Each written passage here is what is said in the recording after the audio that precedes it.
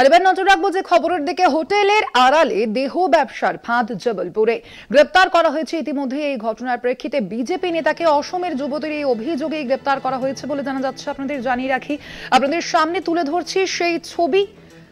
হোটেলের আড়ালে দেহ ব্যবসার ফাঁদ জবলপুরে গ্রেপ্তার করা হয়েছে। এই ঘটনা ইতিমধ্যেই সেই বিজেপি নেতাকে বলেই জানা যাচ্ছে এবং মূলত যে গ্রেপ্তারি মূলত অসমের যে যুবতী, সেই যুবতীর অভিযোগেই এই গ্রেপ্তারি বলে জানা যাচ্ছে। কথা বলবো, ফোন লাইনে রয়েছেন আমাদের প্রতিনিধি অঙ্কুর ভট্টাচার্য। অঙ্কুরদা, ঠিক কি অভিযোগ রয়েছে অসমের সেই যুবতীর?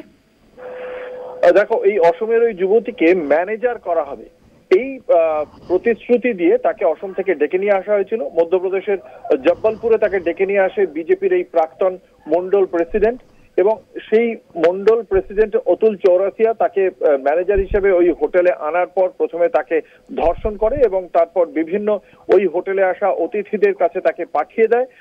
বলপূর্বক তার উপর শারীরিক অত্যাচার করা হয় দীর্ঘদিন ধরে। না তাকে ওই হোটেলের বাইরে বেরোতে দেওয়া হতো, না তাকে কোনো টাকা পয়সা দেওয়া হতো। দীর্ঘদিন ধরে এই অত্যাচার চলার পর সম্প্রতি ওই মহিলা কোনো রকম ভাবে হোটেল থেকে পালিয়ে গাঢ়া বলে যে পুলিশ স্টেশন রয়েছে, সেই পুলিশ স্টেশনে গিয়ে অভিযোগ দায়ের করে।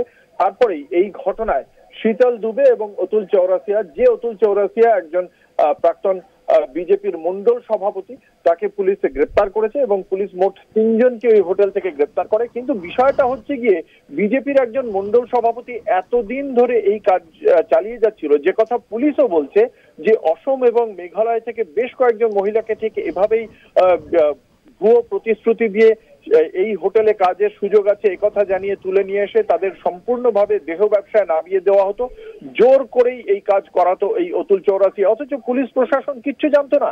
বিজেপির মন্ডল সভাপতি এই কাজ করছে, সেই কারণেই কি তার উপর এতদিন কোন রকম ভাবে কোনো পদক্ষেপ করা হয়নি? শেষ পর্যন্ত এই বিষয়টি মিডিয়ার সামনে আসার পরেই কি বাধ্য হলো পুলিশ পদক্ষেপ করতে? এই প্রশ্নই তুলে দিচ্ছে বিরোধীরা।